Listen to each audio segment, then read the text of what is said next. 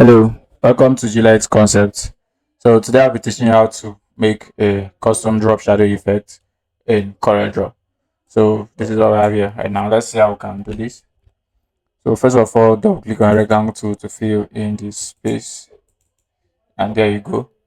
So let's give it a color. Let's say this, and let's remove the outline.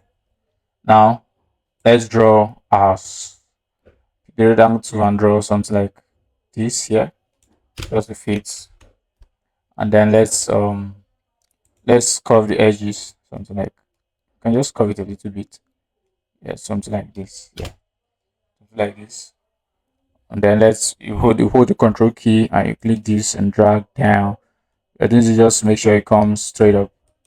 So let's you right click and drop it there, and let's give this black.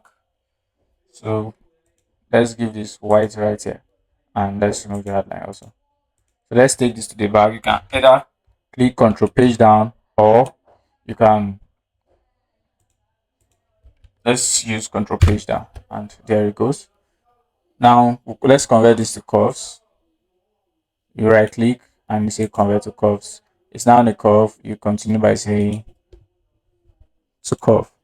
So right now just come here. When you see this S sign, something like this S sign, just click, hold, and drag it up.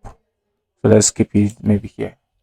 There you go. Now let's take it up until we get something like, all right. Let's hold control so that we can make sure it's going straight. Yes, until we get something like this. Then we leave it right there. So don't forget to remove the outline. Let's come to effects and blur and Gaussian blur. And you see the blur right there. I think this should be on 13. Let's see. Yeah, this is on 13.1. You can choose to add it. You can add it to maybe 14 or so, on anyhow you want it to be. You can add it. You can see bring this down a little bit. Maybe depends on how you want it to be. You can still use the arrow keys to maybe navigate it. And then you come to transparency. You give it uniform transparency, and what are we going to make this? Should we make this 100? No, 100 is too much. Let's make this 30. Yes, I think 30 is fine, or better still 40. Mm, Just based on your preferences, how you want it, you can just adjust it. You can look at this. You can see how it's looking right now. And so let's write. Let's drop shadow effects. Let's take this effect off. Let's just have this as drop shadow. This is drop shadow. Let's use Mount Serrat extra bold here. Let's just reduce this a little. Let's reduce it again. I think, let's see if we can make this more curved and it will be better. Yes, that's not bad. That's not bad at all. Okay, let's see how we can adjust this one too. We can just use the arrow keys and just make some things happen there. Okay, so this is black right here. Let's place this in the center here and add effects.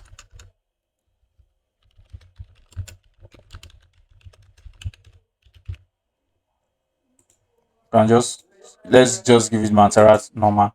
Let's reduce the size to maybe 12, and then place it here. Let's give it white. So we now have a drop shadow effect. You can choose to maybe reduce this a little bit, because we curve the edges of that.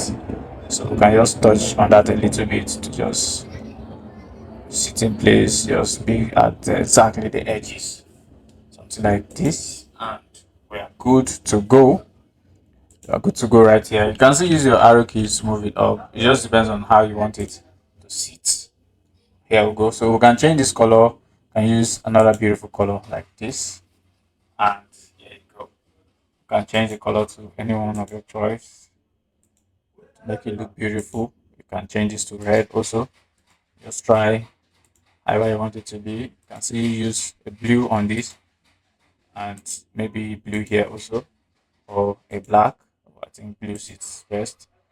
So whichever color sits best for you, you can do that. And so this is how you do a drop shadow effect in CorelDRAW without using the drop shadow tool.